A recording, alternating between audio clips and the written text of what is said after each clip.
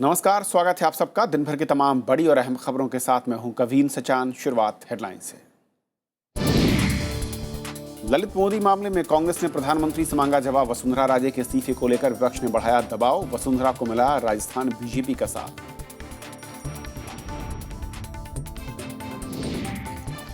आपातकाल से जुड़े आडवाणी के बयान पर गरमाई सियासत। विपक्ष ने सरकार को घेरा। कांग्रेस ने कहा बीजेपी के वरिष्ठ नेता भी उठा रहे हैं सरकार की कार्यशैली पर सवाल।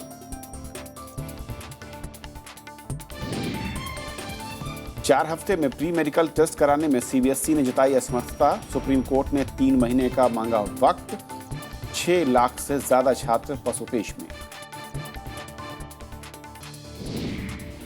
भारत की पहल का असर। पाकिस्तान ने रिहा की 113 भारतीय मछुआरे। कल बाका बॉर्डर के रास्ते होगी वतन वापसी। अमेरिका में नस्ल हिंसा की बड़ी घटना। कैरोलिना के चर्च में गोलीबारी। 9 लोगों की मौत। हमलावर की तलाश जारी।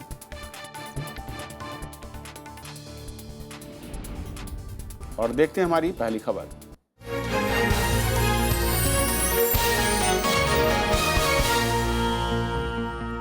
अमेरिका में नस्ली हिंसा की एक और बड़ी घटना सामने आई है। साउथ कैरोलिना राज्य के चर्च में बुधवार रात गोलीबारी में 9 लोगों की मौत हो गई, जबकि कई लोग घायल हुए।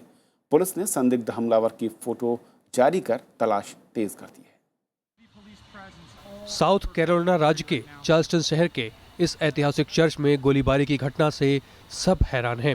बुधवार शाम प्रार्थना के वक्त एक युवक चर्च में घुसा और उसने ताबड़तोड़ गोलीबारी शुरू कर दी। इससे पहले कि कोई कुछ समझ पाता, 9 लोगों की मौके पर ही मौत हो गई। इस गोलीबारी में कई लोग घायल भी हुए। वारदात को अंजाम देने के बाद हमलावर फरार हो गया और उसकी सरगर्मी से तलाश हो रही है। पुलिस के मुताबिक यह नस्ली हिंसा का मामला हो सकता है।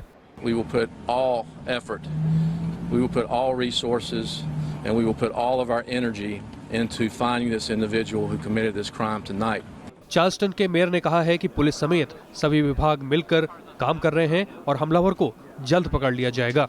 Our city police department, county police department, the state law enforcement division, other municipalities, the FBI, and others are all combined and working with us to make sure that we catch this awful person and bring him to justice as soon as possible. South Carolina के Charleston में Emmanuel African Methodist Episcopal church की स्थापना 1891 में की गई थी। यहाँ बड़ी तादाद में अश्वेत लोग प्रार्थना करने आते हैं। अमेरिका में हाल के दिनों में नस्ली हिंसा के मामले बढ़े हैं। पिछले साल 9 अगस्त को मिसौरी राज्य में पुलिसकर्मी की गोली से अश्वेत किशोर माइकल ब्राउन की मौत के बाद नस्ली हिंसा भड़क उठी थी। वहीं अगस्त 2012 में विस्कॉन्सिन के गुरुद्वारे में गोलीबारी में 6 लोगों की जान चली गई थी। Bureau report, Rajya Sabha TV. और हमारे साथ जेएनयू के प्रोफेसर चिंतामणि महापात्रा साहब हैं, जो कि यूएस, कैनेडियन और लैटिन अमेरिकन स्टडीज़ में प्रोफेसर हैं। तो स्वागत है आपका। सबसे पहले तो मैं जिस तरीके की घटना है, असल में किस तरह के संकेत अमेरिका के अंदर, ये कोई पहली घटना नहीं है। क्या ये कहा जाए कि एक जो रंगभेद का मामला था वो अब कहीं इस तरह की घटनाएं उनको ज़्यादा तूल देती नजर आती हैं, कुछ और इलाकों तक फैलती हुई दिखती हैं? इसका काफ़ी सारे पहलू है।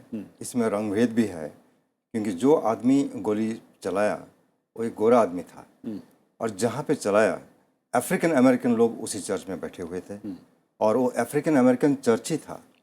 ये चर्च का इस्टेब्लिशमेंट हुआ था 1816 में और ये जो चर्च एक अफ्रीकन अमेरिकन लोगों का जो एक रेजिस्टेंस था, स्पेशली स्लेवरी के खिलाफ जो लोग लड़ाई कर रहे थे फ्रीडम के लिए, उसका एक सिंबल था। और चार्ल्सटन ऐसा जगह है जो कि मैं खुद वहाँ फरवरी में था, वहाँ सिविल वॉर शुरू हुआ था। ये चर्च जहाँ था वहीं से फोर्ट समटर, जहाँ से पहले शुरुआत हुई थी, उससे बस आधा माइल दूर में है। और एक छोटा सा एक स्क्वायर है, वो भी बहुत नज़दीक है, जिसमें कि मिलिट्री मार्च करते थे सिविल वॉर टाइम में। तो 1860 में हुआ, 1886 में एक अर्थक्वेक हुआ, उसके बाद वो ध्वंस हो गया। फिर 1891 में ये एपिस्कोपल चर्च जो अपने अभी दिखाया था वो शुरू हुआ था। तो इसमें सबसे इंटरेस्टिंग बात तो ये है कि जून 16 को उनका एक एनिवर्सरी आ रहा था, जो कि 1822 में एक डेनमार्क वैसी करके एक अफ्रीकन अमेरिकन फ्रीडम फाइटर थे, वो लड़ाई कर रहे थे स्लेवरी के खिलाफ, और उसका एनिवर्सरी जून 16 को होना ही था, जून 15 को ये हमला हुआ। तो इसमें कोई डाउट नहीं है कि इसमें ये रेस का मामला है, और इसको आप हेट क्राइम भी कहा जा सकता है की कैटेगरी में आता है। लेकिन जिस तरीके के अमेरिका में रूल्स हैं और जिस तरीके से वहाँ पर मैं कहूँ कि एक बनावट है, सामाजिक बनावट है, उस लिहाज से किस तरीके के खतरे के संकेत हैं ये? पहले तो देखिए, जो हमला हुआ वो चर्च पे हुआ। हम ये बात करते हैं कि शिया चर्च में हमला हो गया, सुन्नी चर्च में हमला हो गया, सॉरी शिया सुन्नी मस्क में हो गया, मंदिर में भी कभी कभी होता है। तो इसमें एक रिलीजियस एंगल भी हम देख सकते हैं। मगर सबसे बड़ी बात यह है कि जब से एक अफ्रीकन अमेरिकन प्रेसिडेंट बने, तब से अमेरिका में जो हेट ग्रुप्स हैं उनका संख्या बहुत बढ़ गया। वो करीब 1000 से ज़्यादा हो गया था, अभी धीरे धीरे कम होके 784 हेट ग्रुप्स अभी भी अमेरिका में हैं। और एक आदमी जाकर जब गोलीबारी करता है, वो एक इंडिविजुअल ऐसे किया या कोई ग्रुप का एक आदमी था, ये कहना तो मुश्किल है। ये इन्वेस्टिगेशन काफ़ी देर चलेगा। तो इसमें एक आप देख सकते हैं कि अफ्रीकन अमेरिकन प्रेसिडेंट बनना बहुत सारे लोगों का पसंद नहीं था। तो इसलिए काफ़ी 2-3 साल से हम देख रहे हैं कि एक के बाद एक जिस तरह से हमले हो रहे हैं, चाहे वो पुलिस आदमी मार देता है एक निहत्था अफ्रीकन अमेरिकन को, या इस तरह का गोलीबारी होती है। मगर मैं ये भी कहना चाहूँगा कि अमेरिका का जो सामाजिक स्थिति आप देखेंगे, one of the most violent societies America है। डेमोक्रेसी तो है, और पूरे दुनिया में कैदियों के जो संख्या है जेल में, सबसे ज़्यादा अमेरिका में है। अगर एक अमेरिकन से बात करेंगे, वो कहेगा कि ये इसलिए है कि हमारा लॉ एंड ऑर्डर सिचुएशन बहुत अच्छा है। मगर बाकी सारे लोग ये कहेंगे कि जितने सारे कैदी हैं उसमें सबसे ज़्यादा अफ्रीकन अमेरिकन क्यों हैं? तो कहीं ना कहीं रेस का मुद्दा आ ही बड़ा जाता है। और इस पूरी घटना के बीच में एक जो खबर आई कि वहाँ पे एक महिला ने बताया कि, जिसने मीडिया को जानकारी दी कि हमलावर ने कहा कि हम आपको इसलिए छोड़ रहे हैं ताकि आप बाहर ये बताएं कि मैंने हत्याएं की हैं। क्या ये मतलब एक किस तरीके का ये सिस्टम और किस तरीके के संकेत या फिर किस तरीके की उनकी मैं कहूँ कि साइकोलॉजी उस हमलावर की रही होगी? ये कहना अभी मुश्किल है, क्योंकि हम तो इंटरप्रेट कर सकते हैं। देखिए, एक बार ऐसे हुआ था कि एक आदमी ने जाके एक मॉल पे ऐसे गोली चला दी, काफ़ी सारे लोग मर गए। इस टाइप का हमला बहुत बार हो चुका है अमेरिका में। तो इसमें एक साइकोलॉजिकल केस है क्या? ये ऐसा आदमी जो कि पागल ही है, और जाके कोई अफ्रीकन अमेरिकन से लड़ाई हुआ था, वो एक रिवेंज लेने के लिए मार दिया, या ये एक साजिश है, या ये आदमी कोई एक ग्रुप का आदमी है, ये कहना मुश्किल है अभी। लेकिन तमाम जो सिक्योरिटी नॉर्म्स होते हैं, और अमेरिका जब ऐसे हमले दूसरे देशों में होते हैं तो कई बार उपदेश की भाषा में मैं कहूँ कि उनके संदेश आते हैं। लेकिन अमेरिका के अंदर मैं अभी आंकड़े देख रहा था, काफ़ी तेज़ी के साथ बढ़ा, जो कि आप कह रहे थे कि पिछले 3 साल में काफ़ी तेज़ी के साथ घटनाएं बढ़ी हैं, वो भी अफ्रीकन और अमेरिकन के संदर्भ में अगर देखें। रीज़न क्या दिख रहे हैं फिर बड़े? पहले तो ये है कि अमेरिका जब इंडिपेंडेंट हुआ तब स्लेव ट्रेड चल रहा था। अमेरिका का कॉन्स्टिट्यूशन बनने के बाद भी स्लेव ट्रेड को बैन नहीं किया गया। 1807 तक ये चलता रहा। फिर 1860 में सिविल वॉर हुआ। सिविल वॉर के बाद अफ्रीकन अमेरिकन का जो स्लेव थे उनका इमेंसिपेशन हुआ। उसके बाद 100 ईयर्स लगा, 100 साल, पूरे सेंचुरी, जो 1960s में उनका सिविल राइट्स मूवमेंट हुआ। उसके बाद भी राइट्स तो मिल गया, मगर उनके खिलाफ जो डिस्क्रिमिनेशन है वो अब तक वो कंटिन्यू कर रहा है। पूरे अमेरिका में सिर्फ 2 अफ्रीकन अमेरिकन हैं जो कि बिलियनर हैं, 500 व्हाइट अमेरिकन जो कि बिलियनर हैं। सबसे ज़्यादा अनएम्प्लॉयमेंट है वो अफ्रीकन अमेरिकन के साथ होता है, सबसे ज़्यादा। और जितने भी हेट क्राइम है उसका कम से कम 48.5% गवर्नमेंट ऑफ यूएसए का स्टैटिस्टिक्स के हिसाब से वो रेस रिलेटेड होता है, और उसमें 50% से ज़्यादा व्हाइट अमेरिकन इन्वॉल्व होते हैं। तो इसे साफ जारी है कि अभी भी अमेरिका जो दूसरे देशों के बारे में लिखता है कि ह्यूमन राइट्स वायलेशन हो रहा है, या रिलीजियस फ्रीडम के बारे में वो रिपोर्ट निकालते रहते हैं, वो अंदरूनी अगर समस्या को देखें तो प्रॉब्लम सबसे ज़्यादा उधर ही है। और क्या मतलब साहब, बराक ओबामा साहब के राष्ट्रपति बनने के बाद भी जहाँ तक अधिकारों की बात या फिर सुरक्षा की बात है, कमोवेश हालात वही हैं अफ्रीकन अमेरिकन के, या फिर कुछ बदलाव दिखा है? कुछ भी बदलाव नहीं हुआ है। मेरा तो ये कहना है कि जब से एक अफ्रीकन अमेरिकन प्रेसिडेंट बन गए, काफ़ी सारे लोग अमेरिका में हैं जो कि इसको पसंद नहीं करते, और ये एक अफ्रीकन अमेरिकन प्रेसिडेंट के लिए एक चैलेंज है, एक चुनौती है कि जब एक रेस रिलेटेड इंसिडेंट हो जाता है उसका एटीट्यूड क्या होगा। एक African American professor Harvard university का जिस तरह से पुलिस ने उनके साथ बिहेव किया, फाइनली व्हाइट हाउस में उसको बुला के बराक ओबामा ने माफ़ी तो मांग लिया। और फिर जब आपका मिजूरी में हुआ या साउथ में एक बार हुआ था कि एक यंग लड़का नियत था जा रहा है रास्ते को, पीछे से आके पुलिस ने उसको मार देता है। फिर प्रेसिडेंट ने खुद कहते हैं कि मैं तो प्रेसिडेंट बन गया, कोंडोलीजा राइस तो सेक्रेटरी स्टेट बने थे और कॉलिन पाल तो आर्मी जनरल थे। फिर भी ये एक सिंबॉलिक तौर पे तो हैं, मगर अगर सोसाइटी का पूरा जो हाल देखेंगे तो उसमें रेसिज्म अमेरिका में ज़बरदस्त है, ज़बरदस्त और कम नहीं हुआ है। बहुत बहुत शुक्रिया महापात्रा साहब इस पूरे मसले पर बातचीत करने के लिए आपका।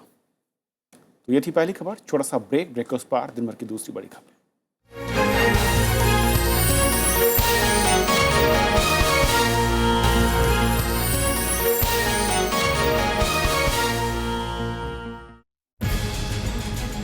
पुणे के FTII में जारी हड़ताल, गवर्निंग काउंसिल के सदस्यों के चयन पर विवाद,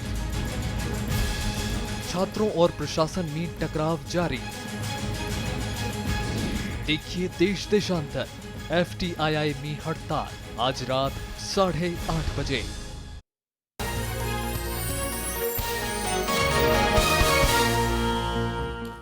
ललित मोदी से जुड़े विवाद में राजस्थान के मुख्यमंत्री वसुंधरा राजे कांग्रेस के सीधे निशाने पर हैं। विदेश मंत्री सुषमा स्वराज को बीजेपी और केंद्र सरकार का पूरा समर्थन मिला है, लेकिन वसुंधरा के मसले पर बीजेपी असमंजस में नजर आ रही है। हालांकि राजस्थान बीजेपी ने वसुंधरा के प्रति एकजुटता दिखाकर केंद्रीय नेतृत्व को संदेश देने की कोशिश जरूर की। कांग्रेस ने वसुंधरा के इस्तीफे के साथ साथ इस पूरे मामले पर अब प्रधानमंत्री के बयान की मांग की है। जयपुर में कांग्रेस कार्यकर्ताओं ने मुख्यमंत्री वसुंधरा राजे के इस्तीफे की मांग को लेकर प्रदर्शन किया। कांग्रेस ने IPL के पूर्व कमिश्नर ललित मोदी को मदद पहुंचाने के आरोप में वसुंधरा राजे के इस्तीफे की मांग तेज कर दी। पार्टी को लगता है कि भ्रष्टाचार के मुद्दे पर अगर वसुंधरा राजे सिंधिया का इस्तीफा होता है तो ये केंद्र सरकार को घेरने का सबसे बड़ा मुद्दा हो सकता है। प्रधानमंत्री जो हर छोटी मोटी घटना पर ट्विटर दे रहे हैं, वो इस सारे संबंध में मौन है। ये पार्टी जो शुचिता में विश्वास करती है, वो ऐसे किसी व्यक्ति को इस पद पर नहीं रहने देगी, ऐसी हम भारतीय जनता पार्टी के अध्यक्ष से अपेक्षा करते हैं। अगर कोई मुख्यमंत्री है तो उसके खिलाफ कोई जांच एजेंसी अपना काम नहीं कर सकती। इसलिए हम लोगों ने, अखिल भारतीय कांग्रेस कमेटी ने, प्रदेश कांग्रेस कमेटी राजस्थान ने मांग करी है कि मुख्यमंत्री को नैतिकता के आधार पर, संवैधानिक जो प्रेसिडेंस है उसके आधार पर लीगली भी अपने पद पर बने रहने का कोई अधिकार नहीं है। दरअसल वसुंधरा को बीजेपी के केंद्रीय नेतृत्व से वैसा समर्थन हासिल होता नहीं दिख रहा है जैसा कि विदेश मंत्री सुषमा स्वराज को मिला। हालांकि पार्टी ने यह सफाई देने की कोशिश की है कि ललित मोदी के IPL विवाद में फंसने के बाद वसुंधरा राजे ने उनसे नाता तोड़ लिया था। मोदी पर IPL के बाद जो केसेस शुरू हुए हैं उसके बाद कभी वसुंधरा जी के उनसे संपर्क है ऐसा तो कोई आया नहीं है। उसके पहले किसी उनके संपर्क थे और विपक्ष को तो ढूंढ कर गए 12 महीने में एक भी मुद्दा नहीं मिल रहा है। आरोप करने के लिए कोई मैटर नहीं है, इसलिए बात का बतंगड़ बनाने का काम, तिल का ताड़ बनाने का काम विपक्ष कर रहे हैं। हालांकि पार्टी की राजस्थान इकाई और वसुंधरा सरकार के मंत्रियों ने अपने नेता के प्रति एकजुटता जरूर दिखाई है। माननीय वसुंधरा जी के साथ पूरी भारतीय जनता पार्टी, प्रदेश की, केंद्र की, सारा विधायक दल हमारे इस नेता के साथ हम हैं। ये हमारे सबके की अगुवाई करती रही है, हमारा नेतृत्व करती रही और करती रहेगी। दरअसल ये पूरा मामला ललित मोदी को ट्रैवल वीजा दिलाने से जुड़ा है। सुषमा स्वराज पर उन्हें ट्रैवल वीजा दिलाने में बेजा फायदा पहुंचाने का आरोप लगाया गया था। ललित मोदी ने निजी चैनल को दिए इंटरव्यू में वसुंधरा राजे को पारिवारिक दोस्त और मददगार बताया था। ललित मोदी के साथ वसुंधरा राजे के बेटे दुष्यंत सिंह के भी कारोबारी रिश्तों की बात सामने आई थी। प्रणव गोस्वामी, राज्यसभा टीवी। बीजेपी के वरिष्ठ नेता लालकृष्ण आडवाणी के आपातकाल से जुड़े बयान पर अलग अलग राजनीतिक दलों के नेताओं ने प्रतिक्रियाएं दी हैं। इंडियन एक्सप्रेस को दिए इंटरव्यू में आडवाणी ने कहा है कि देश की राजनीति में आज भी आपातकाल की आशंका से इनकार नहीं किया जा सकता। उन्होंने यह इंटरव्यू देश में आपातकाल के 40 साल पूरा होने के मौके पर दिया है। बीजेपी के वरिष्ठ नेता लालकृष्ण आडवाणी ने अंग्रेजी अखबार इंडियन एक्सप्रेस से इमरजेंसी के दिनों के बारे में बात की। उन्होंने कहा कि राजनीतिक व्यवस्था में आज भी इमरजेंसी की आशंका है और हमारे संविधान और कानून में ऐसे कवच नहीं है जो आपातकाल को रोक सके। आडवाणी ने कहा कि इमरजेंसी के बाद ऐसा कुछ नहीं किया गया जिससे भरोसा हो कि नागरिक स्वतंत्रता फिर से नष्ट या निलंबित नहीं की जाएगी। आडवाणी के इस बयान के बाद राजनीतिक दलों में सरगर्मी अचानक बढ़ गई और बयान के कई मतलब निकाले जाने लगे। Out from the Bharatiya Janata Party, the member of the Margdakshak Mandali has spoken. He's questioned the leadership of Shri Modi, the Prime Minister of India. It is clearly indicative of the sentiments that exist in the Bharatiya Janata Party. Advani ji देश के senior leader में से एक हैं, senior most leader, और जब उनकी चिंता है तो सबको ध्यान देने की आवश्यकता है। हम लोग तो झेल रहे हैं। वरिष्ठ नेता आडवाणी साहब जब वो बोलते हैं इसके अंदर कुछ तथ्य तो जरूर होंगे, लेकिन ये बात वही है जो बात हमारी पार्टी 2 महीने पहले कह चुकी है। उधर बीजेपी ने कहा है कि देश में लोकतंत्र की जड़ें बहुत गहरी हैं और आपातकाल जैसी कोई स्थिति नहीं है। जो आडवाणी जी ने कहा है वो इंस्टीट्यूशंस के बारे में कहा है, कोई व्यक्ति के बारे में नहीं कहा। अगर मेरी व्यक्तिगत राय पूछिए तो मुझे नहीं लगता है कि इमरजेंसी फिर आ सकती है, क्योंकि हिंदुस्तान की जमहूरियत बहुत मजबूत हो गई है। 25 जून 1975 को देश में आपातकाल लगाया गया था। उस दौरान विपक्ष के तमाम राजनेताओं के साथ लालकृष्ण आडवाणी को भी जेल में बंद कर दिया गया था। Bureau report, Rajya Sabha TV. गैर सरकारी संस्था अनहद के मुताबिक केंद्र में एनडीए सरकार के बीते 1 साल के दौरान अल्पसंख्यकों के खिलाफ हिंसा और मानवाधिकार के उल्लंघन के मामलों में तेजी आई है। रिपोर्ट के मुताबिक मई 2014 से जून 2014 के 15 के बीच मुस्लिम और ईसाइयों पर हमले के 387 मामले सामने आए। इनमें 43 लोगों की मौत हुई, जबकि इसी दौरान भड़काऊ भाषण के 234 मामले दर्ज किए गए। अनहद की रिपोर्ट में सरकार की नीतियों और विकास के एजेंडे पर सवालिया निशान खड़े किए गए हैं और सरकार पर संकीर्ण मानसिकता से काम करने का आरोप लगाया गया। सामाजिक कार्यकर्ता हर्ष मंदर के मुताबिक देश के प्रशासनिक, कानूनी, वैज्ञानिक और शैक्षिक ढांचे को कमजोर करने की कोशिश हो रही है। इसके अंदर फ्रीडम ऑफ एक्सप्रेशन पे जो पूरा अटैक आया है, जो जिस तरह की नफ़रत भरी स्पीचेस जो पिछले 1 साल में होती रही हैं और हमले जो हुए हैं ख़ास तौर से माइनॉरिटीज़ पे, क्रिश्चियंस के ऊपर और मुस्लिम्स के ऊपर, टोटल अगर हम मिला के देखते हैं तो 1000 से ऊपर इंसिडेंट्स हुए हैं जो कम्युनल वायलेंस के खुद या कम्युनल माहौल बनाने के। अगर इसी दिशा में अगले 4 साल जाता रहे तो ये तीनों जो प्रमुख स्तंभ हैं हमारे संविधान के, समानता, आज़ादी और बंधुता, ये तीनों अगर टूट जाएं, बिखर जाएं, उनमें दरार भी आ जाएं, तो देश के लोकतंत्र बहुत ज़्यादा खतरे में रहेगा। कांग्रेस उपाध्यक्ष राहुल गांधी आज पंजाब के दादू माजरा गांव में पिछले हफ्ते खुदकुशी करने वाले किसान सुरजीत सिंह के परिवार वालों से मिले। सुरजीत सिंह ने कर्ज न चुका पाने पर आत्महत्या कर ली थी। राहुल ने सुरजीत के परिजनों के दर्द को बांटने की कोशिश की। मृतक किसान के बेटे ने बताया कि राहुल गांधी ने उन्हें हर मुमकिन मदद का भरोसा दिया है। अप्रैल में पंजाब की मंडियों का दौरे के समय किसान सुरजीत सिंह ने सरहिंद अनाज मंडी में राहुल गांधी से मुलाकात की थी और उनको किसानों की परेशानियों से अवगत कराया था। सुरजीत सिंह ने बड़ी रकम कर्ज के तौर पर ले रखी थी और फसल के नुकसान को लेकर परेशान थे। सीबीएसई ने मेडिकल कॉलेज में दाखिले के लिए 4 हफ्ते के भीतर फिर से all India pre medical test कराने में असमर्थता जताई है। 15 जून को सुप्रीम कोर्ट ने धांधली की वजह से पीएमटी परीक्षा रद्द करते हुए सीबीएसई को 4 हफ्ते के भीतर दोबारा परीक्षा कराने का आदेश दिया था। इस मसले पर आज सीबीएसई फिर से सुप्रीम कोर्ट पहुंची। बोर्ड ने कोर्ट से कहा कि फिर से परीक्षा कराने के लिए उसे कम से कम 3 महीने का समय चाहिए। बोर्ड का कहना है कि उसके ऊपर लगातार 7 एग्ज़ाम कराने का बोझ है। सुप्रीम कोर्ट इस मसले पर अब शुक्रवार को सुनवाई करेगी। कोर्ट ने परीक्षा रद्द करते हुए संबंधित सभी पक्षों से सीबीएसई को 1 महीने के भीतर परीक्षा आयोजित करने में मदद करने के निर्देश भी दिए थे। मुंबई हाई कोर्ट ने महाराष्ट्र एंटी करप्शन ब्यूरो से छगन भुजबल मामले में 2 महीने के भीतर फाइनल रिपोर्ट दाखिल करने को कहा है। कोर्ट ने कहा कि एसीबी पहले ही जांच में 6 महीने से ज़्यादा का वक्त लगा चुकी है। मुंबई हाई कोर्ट ने 18 दिसंबर 2014 को छगन भुजबल के खिलाफ जांच के लिए ईडी और एंटी करप्शन ब्यूरो की संयुक्त जांच टीम बनाने के लिए कहा था। और इसके बाद एसीबी छगन भुजबल के खिलाफ अभी तक 2 ही मामले दर्ज हो चुकी है। महाराष्ट्र एसीबी ने छगन भुजबल के घर पर छापेमारी के बाद कुल 31 संपत्तियों का खुलासा किया था। इधर ईडी ने 4 लोगों को समन जारी किया है। ये लोग उस कंपनी से जुड़े हैं जिसमें भुजबल परिवार ने निवेश किया है। इस बीच छगन भुजबल ने आज एनसीपी नेता शरद पवार से मुलाकात की और अपना पक्ष रखा। सीबीआई ने आज से अधिक संपत्ति मामले में हिमाचल प्रदेश के मुख्यमंत्री वीरभद्र सिंह के खिलाफ मामला दर्ज कर जांच शुरू कर दी है। वीरभद्र और उनके परिजनों पर गैरकानूनी तरीके से 6.1 करोड़ रुपए कमाने का आरोप है।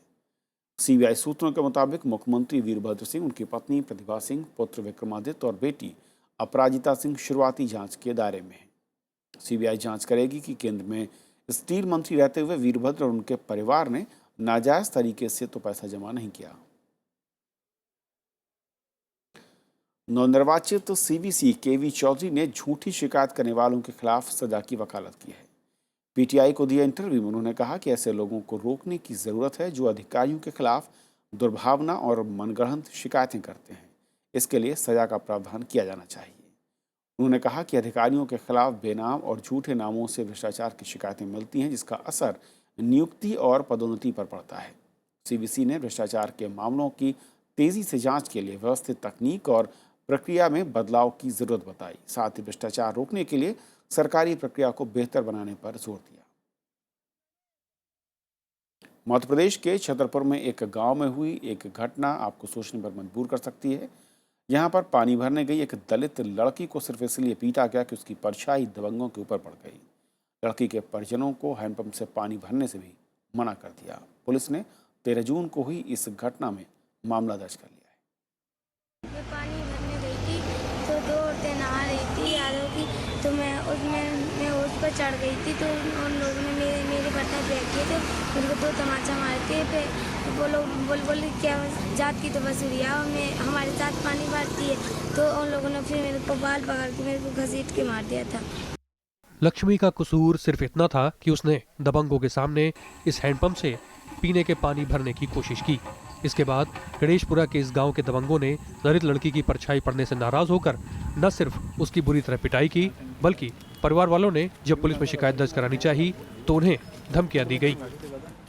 2-3 यादों की औरतें थीं, 2 लोग, तो इस भरने लगी पानी तो उन्होंने इसका कलसा फेंक दिया और 2 तमाचे मार दिए और बोले कि जात की बसुरिया साथ में पानी भरती है। बुंदेलखंड में तो लोगों के सामने जूते चप्पल पहन के नहीं निकल सकते हैं लोग। हाँ, कोई बैठा है, दाऊ साहब बैठे हैं या पंडित जी बैठे हैं, तो लोग हाथ में अपनी चप्पलें लेकर के और पीछे छिपा के निकलते हैं। पुलिस ने हालांकि आईपीसी की धारा 323, 241 और 506 के तहत मामला दर्ज कर लिया है और कार्रवाई की बात कही है। पुलिस के द्वारा मुकदमा कायम किया गया है। उस आवेदन पत्र में लड़की के पिता के द्वारा कोई ऐसा तथ्य नहीं लेख किया गया है जिसमें यह बात आए कि उसकी छाया पड़ने के कारण मारपीट की गई है। मामले की विस्तृत जांच की जा रही है। सामाजिक आर्थिक रूप से पिछड़े बुंदेलखंड का ये कोई पहला मामला नहीं है। 1 महीने पहले भी यहाँ के नौगांव थाना इलाके के एक गांव में ऐसी ही घटना हुई थी, जिसमें दलितों को पानी नहीं भरने दिया गया, जिसके चलते उन्हें चिलचिलाती गर्मी में 2 किलोमीटर पैदल चलकर पानी लाना पड़ता था। Bureau report, Rajya Sabha TV. मशहूर वैज्ञानिक और भारत रत्न पुरस्कार से सम्मानित प्रोफेसर CNR राव का कहना है कि देश में शिक्षा और विज्ञान के क्षेत्र में खर्च बढ़ाए जाने की जरूरत है। उन्होंने कहा कि देश में GDP का महज 2% ही खर्च किया जाता है। Investment in education. Let me tell you, national policy on education. I also helped Mr. Narasimha Rao when he was education minister. We all helped him to write that policy. You know, they said 66% of GDP will go to education. That was in 1986, 87. Now, still we are investing 2%. Just 2%. So little in education, so little on science. Science is worse than education. और professor CR Rao से जुड़ी यह खास बातचीत आप देख सकते हैं विज्ञान जगत पर हमारे खास कार्यक्रम यूरेका में। वित्त मंत्री अरुण जेटली ने दुनिया भर के निवेशकों को भरोसा दिया है कि भारत में आर्थिक सुधार की प्रक्रिया जारी है और ये आगे भी चलती रहेगी। जेटली 10 दिन के दौरे पर अमेरिका में हैं। जेटली ने न्यूयॉर्क में निवेशकों से मुलाकात कर उनकी चिंताओं को दूर करने की कोशिश की। उन्होंने कहा कि भारत सरकार सुधार प्रक्रिया, कर प्रणाली और नीतियों में स्थिरता को लेकर निवेशकों की चिंताओं को दूर करने में जुटी है। वित्त मंत्री ने न्यूयॉर्क स्टॉक एक्सचेंज का दौरा किया। उन्होंने कहा कि निवेशकों को भारत में निवेश के शानदार मौके दिख रहे हैं। हालांकि कई निवेशकों की ओर से कुछ मसलों को लेकर चिंता भी जाहिर की गई। न्यूयॉर्क में ही एक टीवी चैनल को दिए इंटरव्यू में वित्त मंत्री ने कहा कि 7.5% की वृद्धि दर भारत की बेहतरीन संभावित आर्थिक वृद्धि दर नहीं है। भारतीय अर्थव्यवस्था में इससे बेहतर करने की क्षमता है। शेयर बाजार में धीरे धीरे तेजी का रुख देखने लगा है। मेटल और रियल्टी शेयरों में गिरावट के बावजूद कारोबार के आखिर में सेंसेक्स और निफ्टी बढ़त के साथ बंद हुए। बीएसई का सेंसेक्स 283 अंक की बढ़त के साथ 27,115 पर बंद हुआ और एनएसई का निफ्टी 83 अंक की उछाल के साथ 8,174 के स्तर पर बंद हुआ। प्रधानमंत्री नरेंद्र मोदी के रमजान के मौके पर पाकिस्तानी मछुआरों को रिहा करने के फैसले के बाद सीमा पार से भी अच्छी खबर है। पाकिस्तान ने आज कराची के मरीज जेल में बंद 113 भारतीय मछुआरों को रिहा कर दिया। जेल के डिप्टी जेल सुपरिटेंडेंट ने इसकी जानकारी देते हुए कहा कि मछुआरों को रिहा करने का आदेश इस्लामाबाद से आया। पाकिस्तान ने रमजान के मौके पर सद्भावना के तहत यह फैसला किया है। इन मछुआरों को लाहौर के जरिए वाघा बॉर्डर लाया जाएगा और कल इन मछुआरों को वाघा बॉर्डर पर भारतीय अधिकारियों को सौंपा जाएगा। नरेंद्र मोदी ने 16 जून को पाकिस्तान के प्रधानमंत्री से फ़ोन पर बातचीत कर रमजान के मुबारक महीने की मुबारकबाद दी थी और साथ ही शरीफ को पाकिस्तानी मछुआरों को छोड़ने के भारत के फैसले की भी जानकारी दी थी। तो इस बुलेटिन में फिलहाल इतना ही। नमस्कार।